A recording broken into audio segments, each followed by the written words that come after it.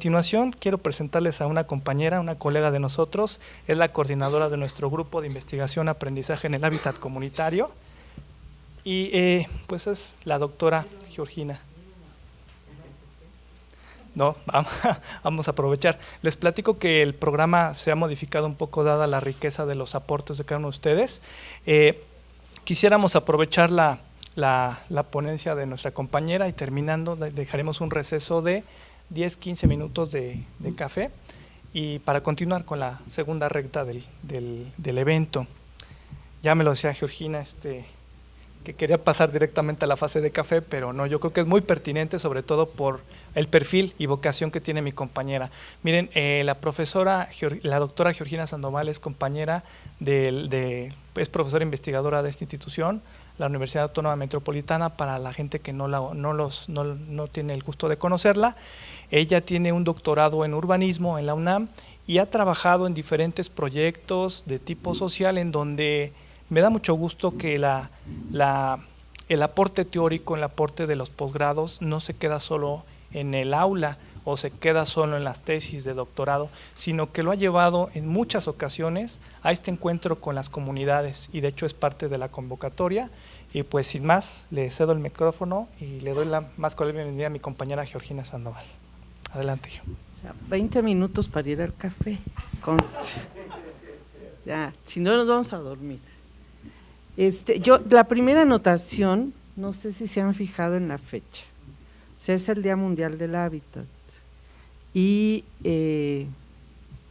pues estamos en un aula universitaria, así que les convoco desde esa perspectiva que significa no solamente mirarnos los mismos, sino de reconocernos en ámbitos mayores, que no olvidáramos esta parte. La segunda anotación tiene que ver con discutiendo en nuestro grupo de investigación sobre el tema que decidimos llamarle de arquitectura y diseño social. Para nosotros era importante hacer una revisión, pero también tratar de avanzar. Y entonces, la primera cuestión, y tiene que ver con el título, es ¿por qué tendríamos que estarle poniendo a este seminario que es de arquitectura social? Si la naturaleza de la arquitectura es precisamente esa, ¿por qué tener que hacer un subrayado? ¿Por qué tener que hacer un énfasis? ¿Por qué tener que remarcar que tiene que ser social? Y a propósito de eso, yo me aboqué simplemente por el hecho de conocer primero a alguien que no conocía, convocada por el premio que recibió este arquitecto japonés, tratar de revisarlo porque la primera convocatoria que nos hacen de su persona tiene que ver precisamente con que le daban el premio Pritzker precisamente por el desarrollo de una arquitectura social. Yo dije, a ver, a mí que no me cuente el personaje, ¿no? Y entonces, desde esta versión, desde esta apreciación, primero decir, pues no es un arquitecto latinoamericano, con lo cual me permite compararnos y de esa manera tratar de explicar algunas cosas. Ya les mencioné que reiteradamente es señalado por su ejercicio social y por un compromiso específico a situaciones de carácter medioambiental. Cuando le otorgan el premio, en el anuncio del premio, justamente la primera parte, la convocatoria y la justificación fundamental de por qué se lo dan, tiene que ver con que tiene una práctica después de 20 años en donde ha trabajado en lugares de desastres naturales, pero también de desastres hechos por los hombres. Y se aboca, dice la convocatoria, a trabajar con ciudadanos locales, voluntarios, estudiantes, para diseñar y construir refugio de bajo costo. Y el tema de bajo costo vuelve a llamar mi atención porque señala también que lo hace a partir de modelos sencillos para la propia comunidad. Y entonces uno comienza a mirar con cierta atención y detalle qué es lo que pasa con este personaje. Por si alguien no lo termina de reconocer, resulta que el personaje desarrolló un edificio aquí en la Ciudad de México y que seguro todos lo vimos en la tele porque nos bombardearon con él, ¿no?, en el 2008 con el Museo Nómada. Lo más importante de esta exposición no era nuestro personaje japonés, sino era precisamente la muestra fotográfica, y sin embargo el trabajo del personaje estaba ya presente en la Ciudad de México. La otra parte que me permití organizar tiene que ver con una identificación. ¿Quién es este personaje? ¿Por qué hace lo que hace? En realidad lo que estaba buscando era una respuesta de carácter teórico, una respuesta que me mostrara sus posibilidades metodológicas, una respuesta que me mostrara también la parte de su manejo tecnológico. Pero a propósito de eso, fíjense, me llamó muchísimo la atención que me comencé a encontrar, para referirse a su persona, una serie de calificativos que le llaman en este caso un arquitecto activista.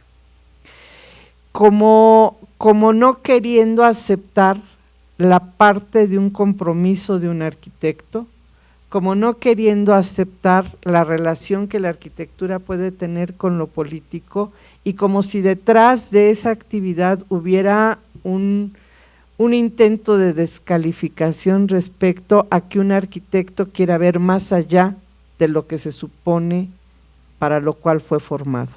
Eso me llama particularmente la atención, y estoy hablando de los medios de comunicación escrita, en este caso del periódico español El País, que comienza a hacer una calificación. Y entonces sigo buscando, sigo mi búsqueda, sigo en un trabajo de investigación, sigo husmeando. ¿Y qué es lo que me encuentro? Me encuentro con que el jurado está jugando un papel determinante. O sea, los jurados cambian periódicamente, y está jugando un papel determinante cuando hablan o es identificado como los que acumulan un historial de defensa de una construcción comprometida más con las personas que con el beneficio económico. Esto me parece que es un dato importante y que por supuesto se liga mucho a una actividad que seguramente es la que están ya mostrándose en la sala, cuando varios de los compañeros que están interviniendo están llamando la atención de que están en una práctica en distintos programas de esta ciudad que tienen esa peculiaridad: trabajar el campo profesional en comunidades para beneficio de población de bajos recursos, y que también es un campo de trabajo para los jóvenes egresados de estas universidades. Bueno, cuando tenía un conjunto de prejuicios, seguramente parte de mi búsqueda, que son modificados cuando descubro la actitud que tiene el jurado para poderlo nominar al premio Pritzker. Y entonces me hago la siguiente pregunta: ¿hacer para la gente o hacer con la gente? Y yo creo que ahí hay una diferencia sustancial respecto a enfrentarte precisamente en una situación de desastre a qué pasa con la población.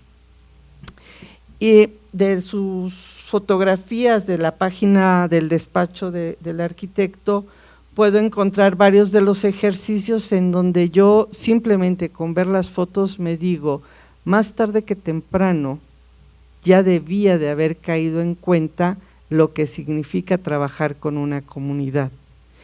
Y significa entonces que la gente no es un ente pasivo, que comienza en una primera instancia a tratar de dar pasos para modificar su situación de emergencia, y eso necesariamente lo va a llevar a reflexionar en qué contexto o por qué está en las condiciones en las que está, y a partir de eso va a buscar mejorar su calidad de vida seguramente a través de su propia organización y en consecuencia, si notan cuáles son las capacidades de respuesta que pueden tener, también van a comenzar a realizar propuestas. Y para esta revisión crítica, a propósito de que con algunos de los alumnos presentes y preguntones, tengo un seminario de investigación arquitectónica, nos estábamos preguntando, ¿y a poco los arquitectos investigan? Y entonces nos contestábamos precisamente eso, que los arquitectos no somos formados para investigar.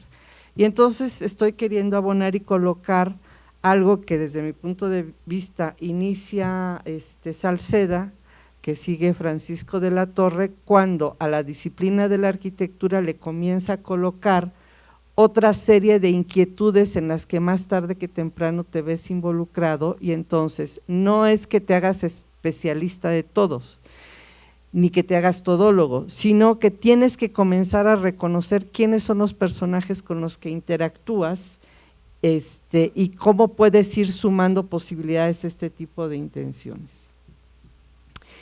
En este curso logramos armar con mis compañeros con los que comparto este cursito este mapa conceptual. Y lo que nos decíamos es que Shigeru Ban intenciona trabajar con población en desastre, y eso lo lleva a reconocer todo un sistema constructivo basado, por supuesto, en el cartón, pero el cartón como un elemento sustentable y de reciclaje. A partir de esta práctica, la hipótesis que lanzamos en ese momento en el curso es: debe de seguir reflexionando para sus nuevas ideas. O sea, colocamos en la perspectiva de que a partir de esto existe un ejercicio de reflexión necesario. Este sería parte de los elementos que me motivan en la búsqueda. Entonces, ¿cómo organizo lo que pude haber leído del personaje que me permita poderlos compartir y explicar hoy, y sobre todo llevarlo a un ejercicio de carácter reflexivo? Me parece que, por lo menos a mí me ha funcionado siempre que trato de organizar la cabeza, utilizo a Marina Weissman, si bien desde una postura en principio latinoamericana, me ayuda a un ejercicio reflexivo porque vincula la relación entre teoría, historia, praxis y crítica, y a propósito de estos supuestos logro organizar este siguiente cuadro. Me permite buscar la reflexión escrita del arquitecto japonés. ¿Y qué creen? No la encuentro, no existe, no hay, ¿no? Me permite, o sea, lo que sí hay son entrevistas, lo que sí hay es un decir a partir de su persona, y a partir de ello se menciona como elemento de carácter histórico la tradición japonesa basada en la relación con lo natural, con lo cual reconoces el uso del cartón. Su práctica como una propuesta de emergencia basada en un rigor geométrico más nuevos métodos de construcción, lo lleva, al igual que lo venimos mencionando, a una alianza con otras disciplinas, particularmente la disciplina de la ingeniería. Y al mismo tiempo reconoce él distintas influencias, particularmente de sus profesores de distintas universidades estadounidenses, en donde seguramente se encontró, y así lo menciona, profesores que jamás construyeron, pero que sus ideas y vocabulario él los consideró lo suficientemente realistas como para considerarlo en su construcción de sus propias ideas. Todo esto en un contexto mundial de deterioro del propio medio ambiente, con el cual él no entra ni a la crítica, no entra ni al señalamiento y no entra al cuestionamiento, pero sí entra a una acción concreta que es precisamente esta que ya señalé, de una actuación específica y particular. Si tomo otro texto, como el que sería el de Humberto Chávez, que habla de la reflexión, en un texto que llama La reflexión crítica para los que comienzan, él, siendo docente de distintas universidades en América Latina abocadas a la enseñanza de la arquitectura, y que seguramente estarán ustedes reconociendo los elementos que te posibilitan el entender el diseño y su formación en las universidades latinoamericanas. Entonces, como a través de una entrevista que me aboqué a revisar con sumo cuidado para poder armar, entre otras cosas, este cuadro, nos dice que entre la historia y la teoría toma elementos que gravitan donde gravitan figuras creativas y excepcionales, como el argentino Emilio Alvaraz, de donde retoma dar forma poética a lo pragmático. Ese podría ser un acercamiento de carácter conceptual, pero no lo dice a través de, insistiría, de esta reflexión escrita, como sí de una entrevista, en donde como metodología él mismo reconoce que en el Japón los clientes intervienen poco, por no decir que nada, y que el rigor geométrico es lo que a él le va a permitir utilizar, participar y proponer una innovación tecnológica basada en la reutilización de los materiales. Y entonces, en este contexto, los refugios de papel, como él le llama, y también lo han denominado el arquitecto de papel, hoy él cree que hay gente que cree, o más bien valora, que el contexto es que la gente cree que las constructoras son los que hacen los diseños.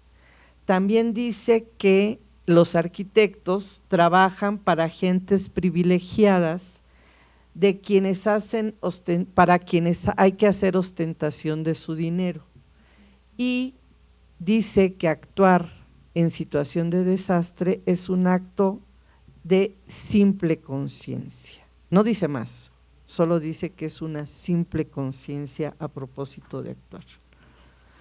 Entonces, si yo tuviera a este arquitecto japonés enfrente, aquel es un dibujo de mi hija que me preguntaba qué hacía y que quién era el personaje, entonces me hizo un dibujito de su versión del arquitecto japonés. Entonces, si yo lo tuviera enfrente, le preguntaría que la comunidad no solo es más bien le diría que la comunidad no solo es mano de obra barata, que abarata costos, se lo diría con mucha dureza, y también le diría que las mujeres también pueden participar. Y entonces, ¿qué sí hace el arquitecto Shigeru Ban? ¿Es una arquitectura altruista? ¿Tendríamos para utilizar otro adjetivo?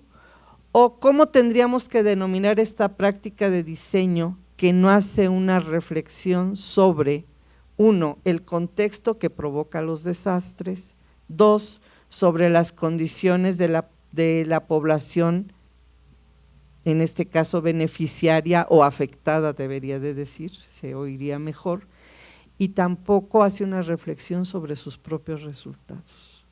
Yo creo que son tres cosas de las cuales no debemos pasar por alto frente a cualquier actividad. Y entonces, algunos elementos de carácter conclusivo para no pasarme de los 20 minutos. El quehacer de la arquitectura de Shigeru Ban tiene un conjunto de cualidades a ser consideradas y colocar en valor en la sociedad contemporánea. El arquitecto es un arquitecto que no se preocupa por el dinero. No digo que no sea importante, digo que no es la condición que le motiva para su ejercicio profesional. A pesar de celebrar la toma de conciencia para actuaciones en situación de emergencia, este ejercicio requiere de reconocer la participación de la población y no solo considerarle mano de obra. A través de metodologías, los usuarios podrían no solo participar en el diseño,